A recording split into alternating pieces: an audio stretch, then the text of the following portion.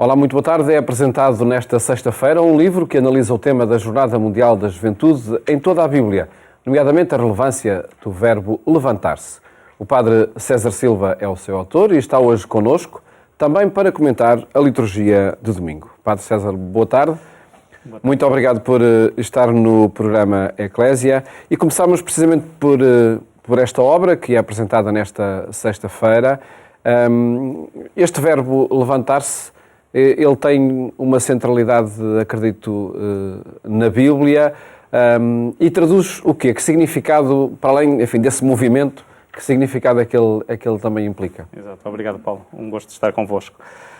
Portanto, este livro centra-se à volta desse verbo, que depois é um verbo essencial no tema que vai ser Jornadas Mundiais da Juventude, mas foi também uma descoberta para mim todo o caminho feito na Sagrada Escritura com este verbo, porque já é importantíssimo no Antigo Testamento e vemos-lo em várias ocasiões, em muitas ocasiões. O livro é apenas um resumo de algumas partes que eu escolhi, mas tem esse sentido de levantar-se, não só um levantar-se físico, mas que envolve todo aquele que se levanta, no sentido do seu querer, da sua vontade, todas essas dimensões. Por isso até, aliás, o livro se divide em três partes, que será esse querer, decidir e agir, que todas elas estão incluídas neste verbo, no verbo levantar-se.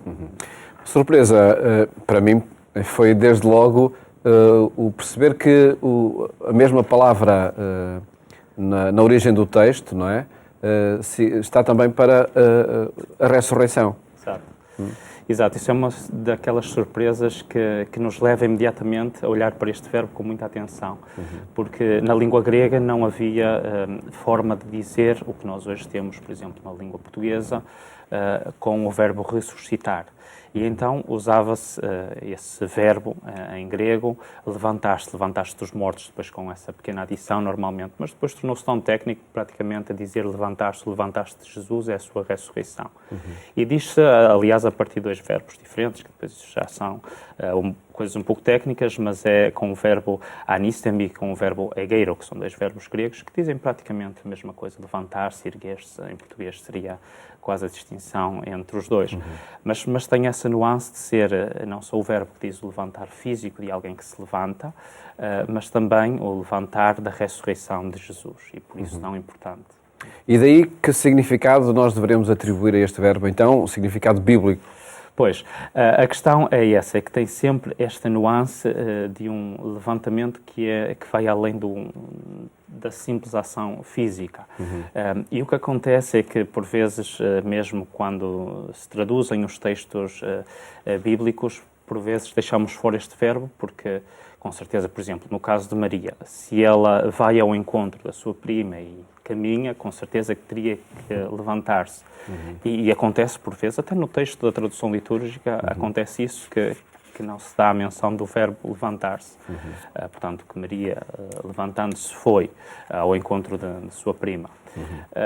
No entanto, quando a gente percebe que este verbo é o verbo que depois diz a ressurreição, ficamos logo com essa chamada de atenção de que não podemos esquecê-lo, deve estar presente.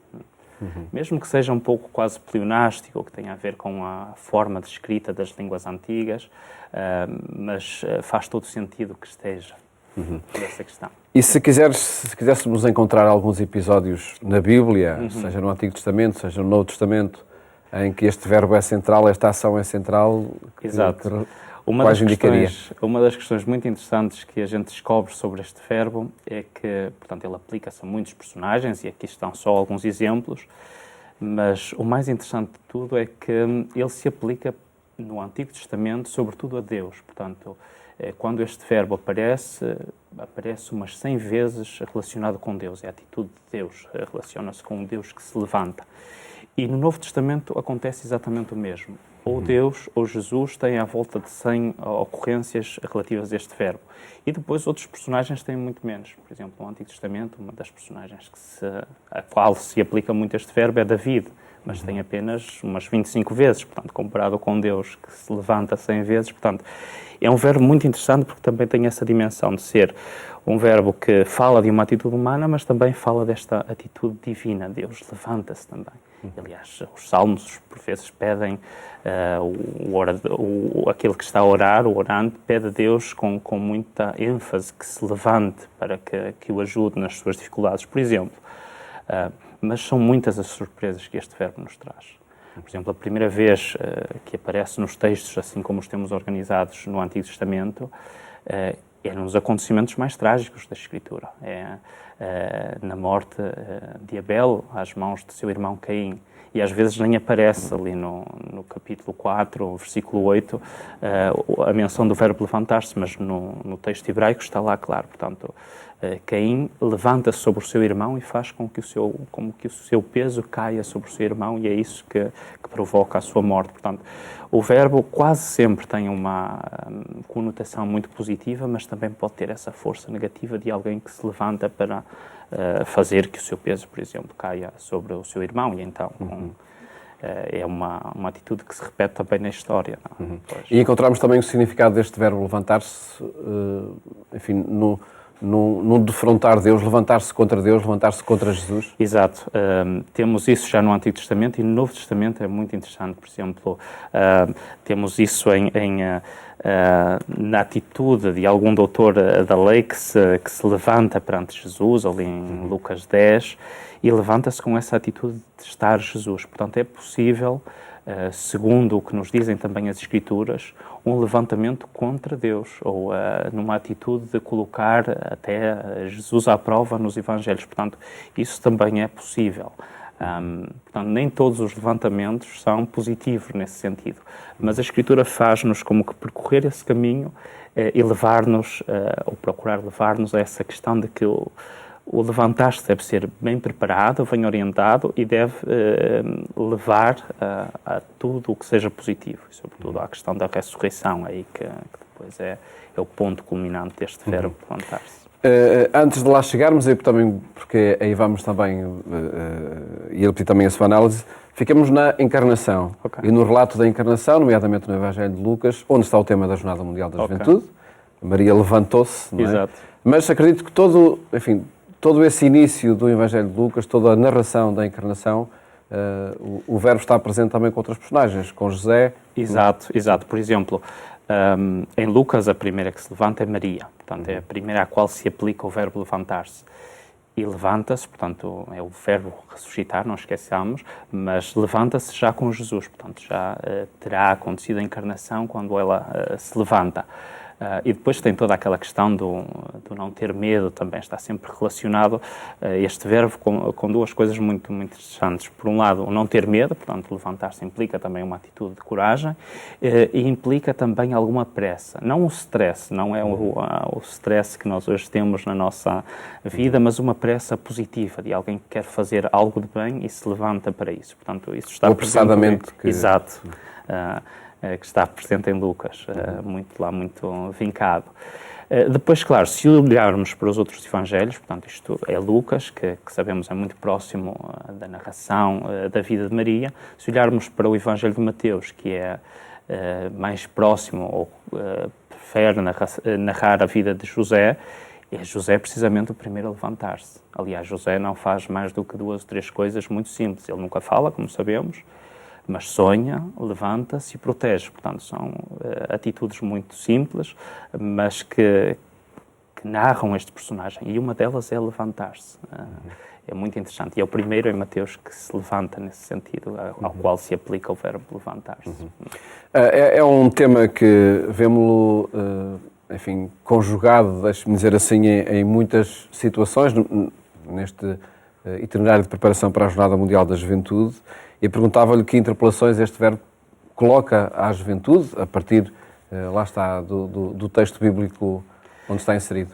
Exato. Este verbo, portanto, convida a essa atitude, a atitude de Maria, no fundo, e é o tema que temos para as Jornadas Mundiais da Juventude. Portanto, como Maria se levantou, cada jovem e cada participante, todos os participantes nas Jornadas da Juventude estão convidados a este levantar-se, que não é necessariamente um levantar-se simplesmente físico. Até pode acontecer que a gente se levante fisicamente, mas falte levantar algo mais dentro de nós. Portanto, é um verbo que convida a atitudes muito concretas. Esse levantar tem a ver com o não ter medo, com a coragem que isso implica, levantar-se em relação a tantos aspectos da vida de cada um, depois cada um dará o nome concreto na sua vida, mas também tem a ver com esta questão de uma certa pressa, da urgência do bem. Portanto, o Evangelho é a urgência do bem. Portanto, este levantar-se é a urgência também de fazer o bem.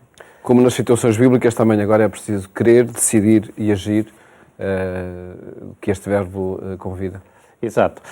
Portanto, e isto pode ser um processo que pode ser imediato, pode simplesmente durar poucos segundos, a gente quer, decide e age, portanto levanta-se, mas também pode ser um processo que demora muito tempo na vida. E depois, em relação a diferentes aspectos da nossa vida, pode demorar mais ou menos tempo. O importante é este conjunto destas três ações e que estas três ações estejam ligadas. Portanto, um desejo que leve a um decidir bem orientado e depois que se traduz em atos concretos. Portanto, levantar-se é sempre algo de muito concreto.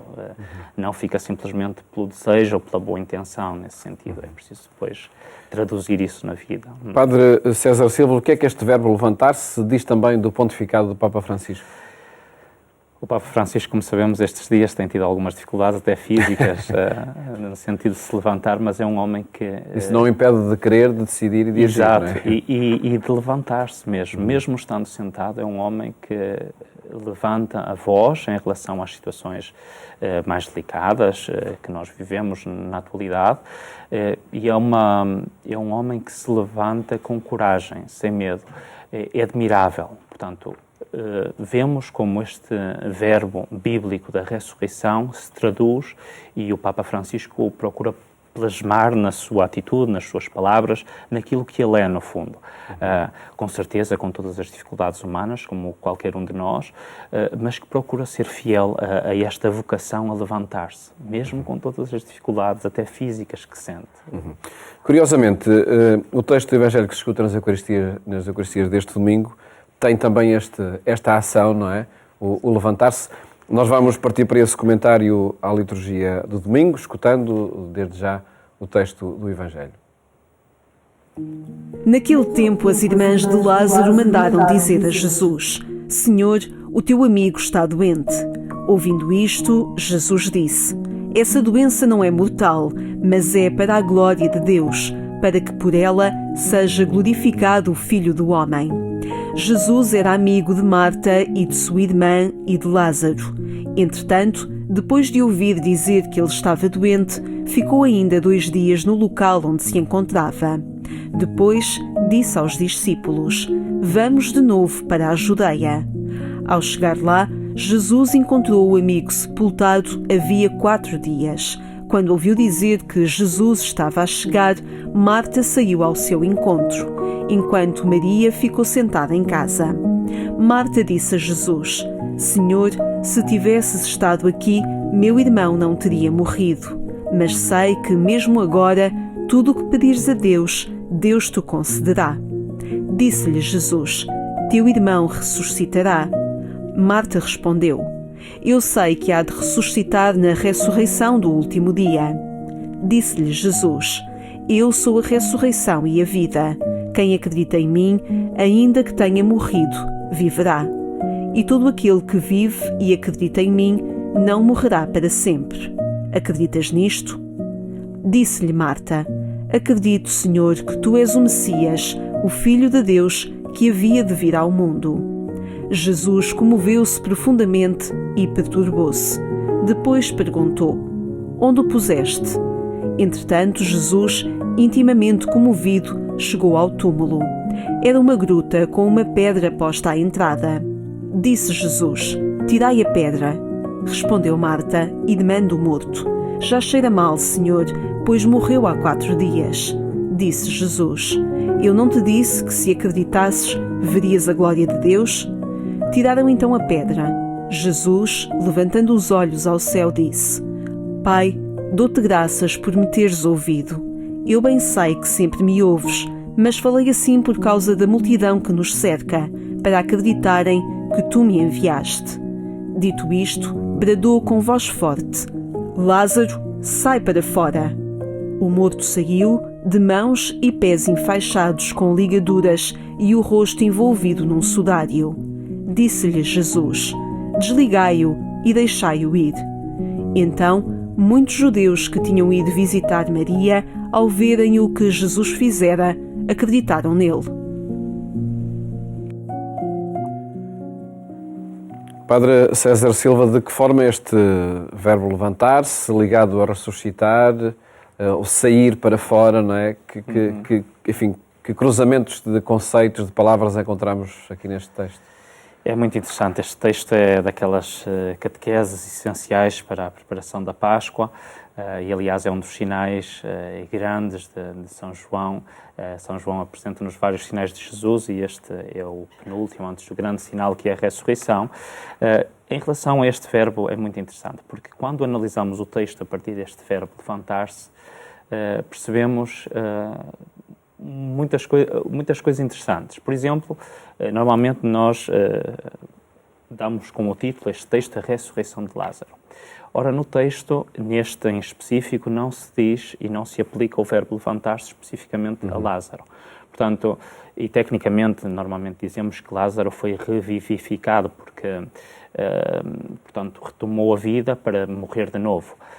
No entanto, há aqui uma ou duas pessoas que ressuscitam neste texto e que não são Lázaro, portanto, a partir deste verbo levantar-se. Mas é muito interessante todo o contexto que se dá até chegarmos a este verbo, no sentido em que somos preparados para algo esplêndido que vai acontecer e que acontece com esta família que Jesus amava. João é muito enfático nisto. Portanto, era uma família muito próxima. Estes três irmãos eram muito próximos de Jesus. Mas, de qualquer forma, no início do Evangelho ficamos logo com a impressão de que quase que se perde tempo. Mas Jesus fica ainda 2 dias e há esta urgência de dar resposta a um problema nesta família que ele amava. E aí nós percebemos, até o que diz São Paulo aos Coríntios, no famoso hino do amor, que o amor é paciente, não há pressa. Vai haver uma solução, haverá uma solução, porque Jesus ama esta família, mas com calma.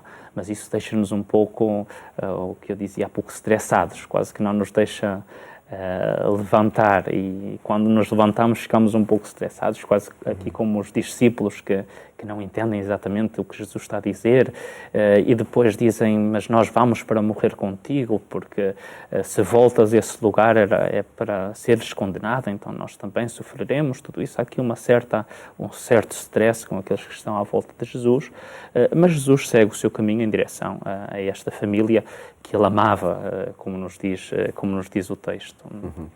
Encontramos aqui também essas 3 ações, o querer, o decidir e o agir. Exato. E então elas estão plasmadas sobretudo nas 2 irmãs, em Marta e Maria. Marta vemos como sai logo ao encontro do Senhor quando sabe que ele se aproxima, estaria a 3 quilómetros da casa destes irmãos, e vai ao encontro do Senhor. E depois tem este diálogo sobre a ressurreição, muito interessante. Mas em Marta está já a acontecer esta atitude de ir ao encontro de Jesus, deste crer e que se transforma num agir muito concreto. Mas ainda é preciso dar mais uns passos, porque no diálogo com Jesus ela simplesmente reconhece e diz acreditar que o irmão ressuscitaria no último dia. Portanto, Lázaro ressuscitaria no último dia.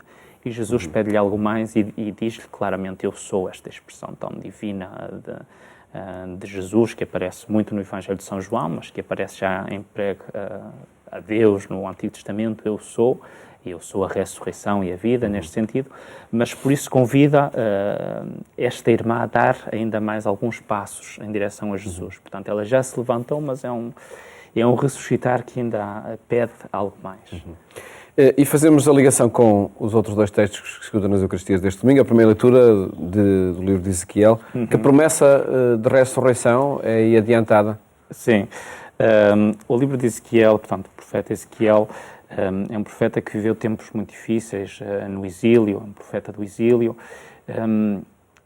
e passou por algo muito interessante na sua vida ao ver que a glória de Deus se encontrava também na Babilónia. Ele viu a glória de Deus na Babilónia e colocou-se uma questão muito profunda. Então, a glória de Deus já não está no templo em Jerusalém, está aqui tão longe no exílio. E ali pelo capítulo 33, ele sabe, chega-lhe a notícia que o templo tinha sido destruído. Então, tudo isto de estar no exílio e do templo que se destrói, portanto, causa um sofrimento neste homem imenso e no povo e em todo o povo. Depois temos, no capítulo 37, que lemos este domingo na liturgia, uma parte do capítulo 37, esta visão dos esqueletos, os ossos que retomam vida. No fundo, esta imagem depois do que nós percebemos depois em plenitude com Jesus, o que significa a vida depois da morte. Mas havia já esta intuição e este desejo de um Messias que chegaria e que traria todo este bem. No fundo é a reconstrução de uma vida que se perdia e de que havia esse medo da morte que nos desconcerta a todos. Mas aqui Ezequiel, sim, é muito enfático nisso, a colocar a sua esperança em Deus. Sim. Depois, na segunda carta de São Paulo aos Romanos, que promessa também aí é feita de nova vida que é dada aos corpos mortais. Exato. São Paulo, na sua carta de apresentação aos romanos, ele queria passar por Roma para depois vir até à Península Ibérica, provavelmente vir até Portugal, ainda não existia na altura, mas queria vir até entre nós, e envia-lhes esta carta e escreve, no fundo, aquilo em que acredita aos romanos, e apresenta no capítulo 8 esta questão da pertença a Cristo. Nós pertencemos a Cristo, diz-nos Paulo, e é a partir desta pertença que nós temos a dinâmica, a força de estarmos nele e temos a certeza da ressurreição. Portanto, Paulo apresenta isto como um dado para o qual não há dúvidas. Nós pertencemos a Cristo, e Cristo que ele apresenta como crucificado, mas também ressuscitado. Se lhe pertencemos e se temos o seu Espírito, então temos a certeza da ressurreição. De facto, um tema central na liturgia deste domingo, este da ressurreição, que traduzi também neste verbo levantar-se, que o Padre César Silva analisa ao longo da Bíblia, a propósito do tema da Jornada Mundial da Juventude. Agradeço-lhe, Padre César, ter estado aqui connosco. Um livro que será apresentado precisamente nesta noite, desta sexta-feira, aqui em Lisboa. Muito obrigado, por ter estado connosco. Foi um gosto. Obrigado. Siga também a informação que partilhamos consigo a cada momento em agência.eclesia.pt. Votos de um ótimo fim de semana e até à próxima segunda-feira, se Deus quiser.